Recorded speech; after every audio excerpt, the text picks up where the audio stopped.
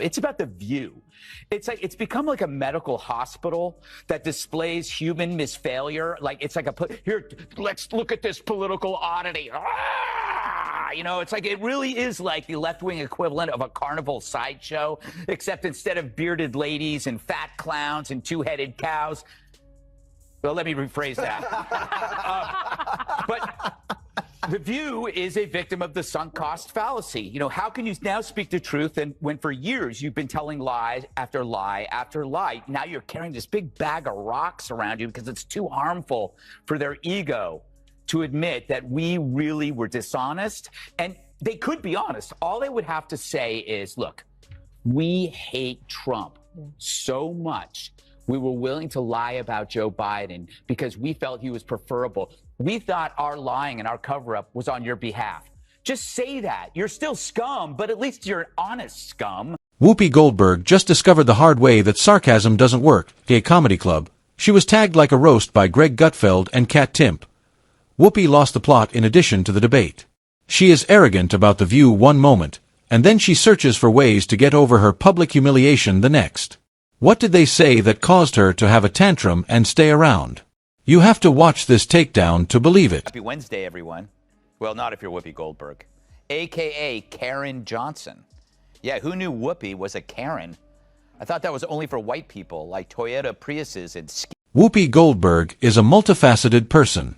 A comedian, actress, daytime TV oracle, and now the apparent proud owner of the most delicate soapbox in American media for years. She sat at The View's enormous table like Mount Olympus, offering half-baked hot takes with the assurance of someone who has won an Oscar and believes that makes her qualified to comment on politics, morals, and sometimes simple facts. Oh, it's so cute when one of their side gets punished. They sulk like they ran out of raw cookie dough in the green room. Yeah, ABC suspended Whoopi for 2 weeks because she said the Holocaust had nothing to do with race.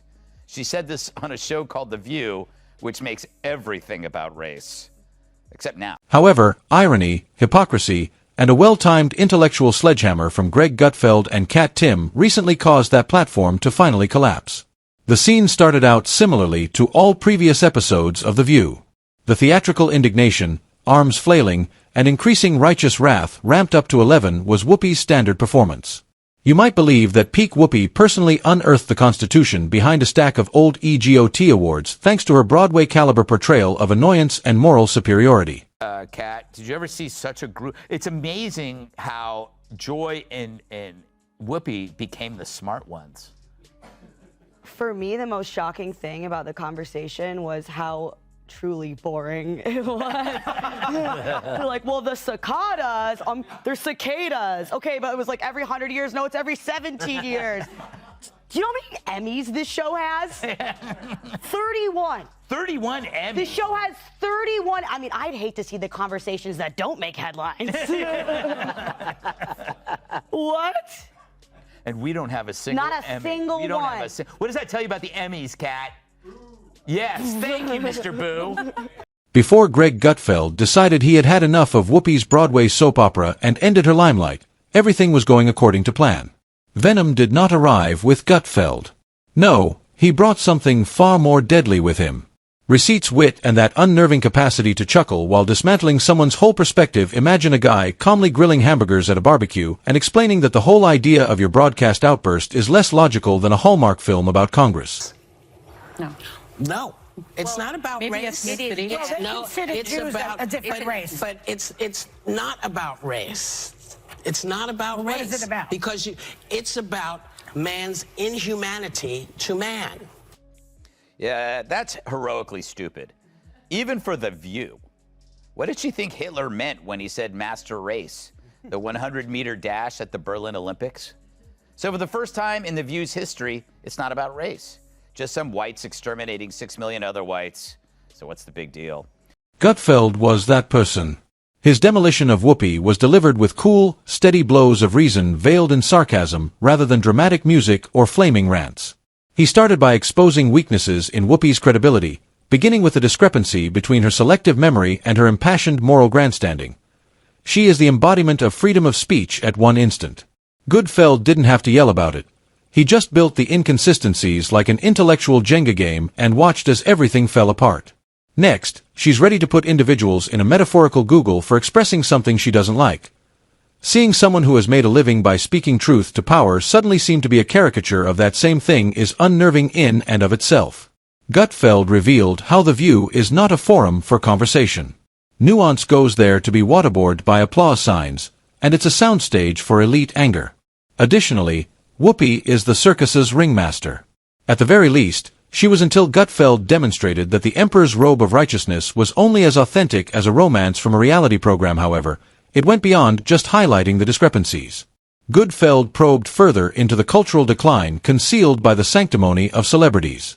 Being protected by millions of dollars, a devoted studio audience, and the steadfast backing of a media environment created to defend its beloved mascots makes it simple to lash out against injustice. I just want to hit myself in the face so I can feel something. You know, it's like so boring. She's like, yeah, I like Instacart, but don't worry, I tip the poors. But, you know, Joy, you actually don't like Instacart, and you do like the store. And then Joy is like, yeah, I do. I like to go to the store. I like to walk around and see what's at the store, what I do want, what I don't want. Maybe I want tuna fish, and I just want to hit myself. Gutfeld did more than make fun of Whoopi. The idea that she speaks for the people was dispelled by him. Because this is the situation after working as a media darling for years, you forget that real people can still notice when you're being phony. Put Kat in here. With spectacles that give the impression that she just left a book group and entered a roast, Tim wields sarcasm like a knife. Where Gutfeld used a philosophical flair to bring the destruction in 1992, Tim introduced the energy of stand-up comedy with a libertarian slant as sharp as Whoopi's cheekbones. She didn't flinch at all. Why not add a little glitter? She said after entering and examining the damage. Tim wasted little time in acting as if Whoopi's comments merited consideration. No, she went directly to the "this is ridiculous and we all know it" aisle, bypassing the intellectual argument portion. Her skill is using comedy to expose pretension, and The View essentially gave her a 10-pound package of it as a present. She started by attacking the notion of Whoopi's moral superiority. The astute prophet who speaks for all the downtrodden and misunderstood artists, every unfortunate person who has ever unintentionally strolled into a polling booth and fled in tears. Ah, you look tantalizing. You know, I make fun of The View a lot, but that's only because they keep talking. Because COVID also taught Sunny Hostin how to get her groceries delivered. 3 years, that's when I discovered Instacart, and I give them a big tip because they don't always pay their people well, and it's so that's been an issue, I think, for the company. But man, you can get toiletries, you can get fire logs. Fire logs? She had to tell the audience that she tips big because even she knows she sounds insufferable. Tim analyzed the persona as if it were an overly long high school essay. Talking incoherently and using a lot of fluff, she noted that Whoopi receives a remarkable amount of unbroken exposure for someone who says they are always silenced. The deeper criticism that Whoopi plays both sides of the cultural victim coin subsequently surfaced. She speaks for the establishment and the underdog at the same time. She quotes history like a tenured college professor 1 minute, then acts as if her remarks on Twitter constitute a real civil rights violation. The misery party was cut short by Timpf's sarcasm, which revealed the ridiculousness of a billionaire griping about persecution from the luxury of a Manhattan studio. It was clinical rather than intimate. Tim questioned Whoopi's whole branding plan without disparaging her persona. Tim Ever, the maestro of the roast, said that if Whoopi really felt oppressed, she would want to start by stopping her own salary. The dichotomy between claiming victimization and enjoying the benefits of elite media was too obvious to overlook. This takedown's brilliance was that it wasn't a reaction to Whoopi, it revealed the void where legitimate arguments need to be made. Gutfeld and Tim were sitting in separate corners of the media world, watching the moral high ground fall like a stale crouton beneath a steel-toed boot. There were no arguments or spectacular face-offs. Kat, how many co-hosts has The View had since it first started? I've lost count. I don't know any of these people. No, that's because they don't stick around long enough. There have been 17 since 1997. That's a lot. That's because they're women. Oh, really? They're hormones. They're changing their minds. I don't want to work here. Yes, I do. That's why. Women are always changing jobs every day. Wow, I just quit. Direct the mail to Catherine Timpf. Not me. I disavow everything she just said. The thunderous quiet of reason escaping through the studio roof was the only sound louder than Whoopi's broadcast wrath. Tim and Gutfeld collaborated to provide a 2-part masterclass on humorous autopsy. Tim dealt with the skin, pulling back the performance to reveal how hollow the outrage machine really is behind the glamour, while Gutfeld addressed the skeleton, dissecting the fundamental flaws in Whoopi's reasoning. It resonated because there was just ruthless deconstruction and not a single shout or name-calling. The video became viral. The crowd acknowledged it rather than only laughing. They saw the formula's ultimate malfunction. The repurposed talking points, the emotional crescendos, and forced clapping seemed more staged than at a reality TV wedding. Viewers began to wonder why a person who professes to stand out for truth is always surrounded by cards and yes men. The internet became ablaze. Not because Whoopi was singled out, but rather because someone called the bluff for the first time in a long time without even raising their voice. The actual breakdown occurred at that point, not in the sobbing, theatrical fall on the floor. No, this was a far more subdued and tragic collapse.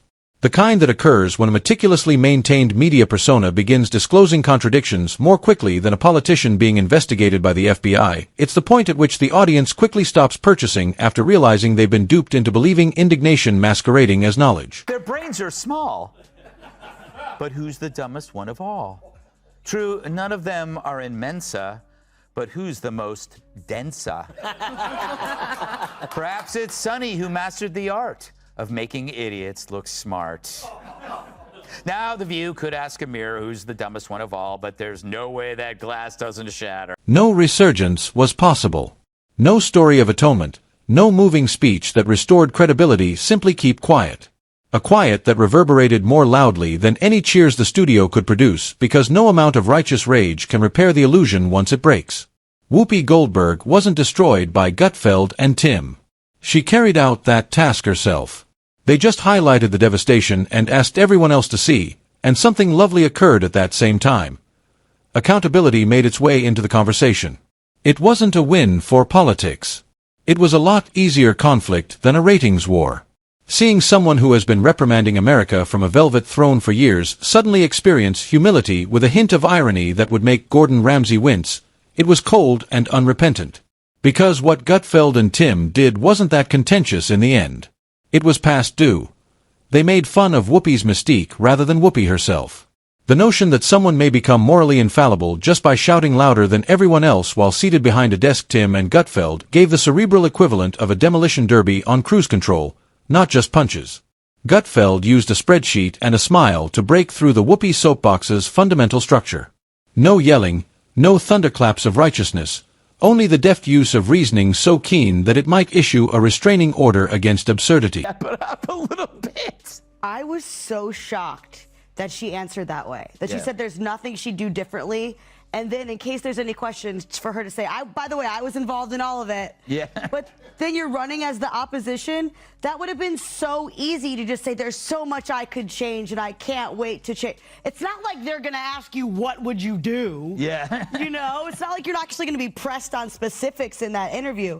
I mean, the way that Whoopi was looking at her. Yeah. Oh, man. That was sexual. That was it was very Hallmark Christmas Channel. Yes. Next up was Cat Timpf. With that dry, sarcastic tone that cuts through pretension like a sword made of espresso and sarcasm, rather than with rage, Timpf set the wallpaper on fire if Gutfeld tore up the plan. The moment Joy Behar spoke the words, "I did some research," the whole illusion disintegrated more quickly than the views and ratings. This was a quiet audit rather than a discussion. Absence of dramatic music, they didn't need a live audience gasping like a mob at a Victorian opera. They didn't need to shout or bang on a desk.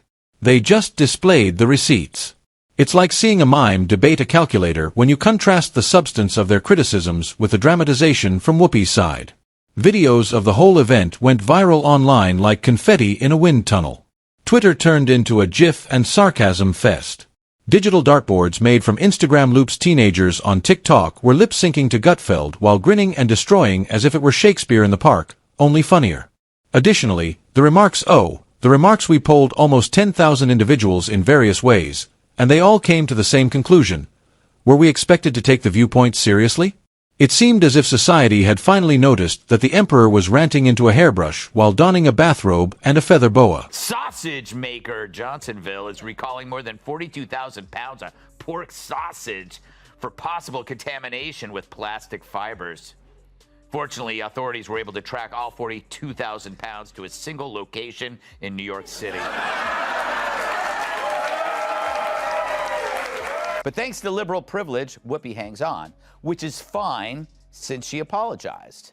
But not before digging an even deeper hole than the one in her head. And that's the true tale. Not only did Whoopi seem shaken, the public saw through the curtain, in addition to the criticisms being received. The whole model broke. The pompous moral statements made over brunch mimosas, the feigned anger. Since Whoopi's actual breakdown wasn't captured on video, it was existential rather than in tears or outbursts. When the mirror was held up, neither power nor knowledge was seen.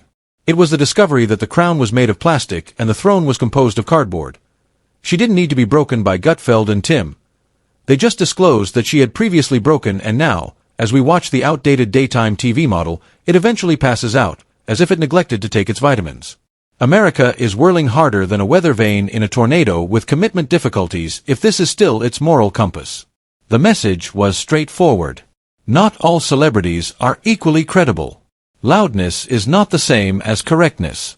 Furthermore, just because you have been on television since the Clinton administration does not imply that your views will still be applicable in 2025. This was a reality check rather than a cultural war. Furthermore, Whoopi's collapse wasn't a catastrophic decline. It was the unavoidable result of creating a legacy of indignation without reflection. Therefore, don't search for fire and brimstone if you're wondering how the powerful fall. Watch for Gutfeld's sneer, Tim's jab, and the audience's collective sigh when they finally see that the emperor's speech was nothing more than poor improvisation. You already know the routine if you've been here this long. A comic with facts and a libertarian who couldn't stand pretense. The cleaning team completely destroyed self-appointed sainthood on daytime television. This wasn't just entertainment.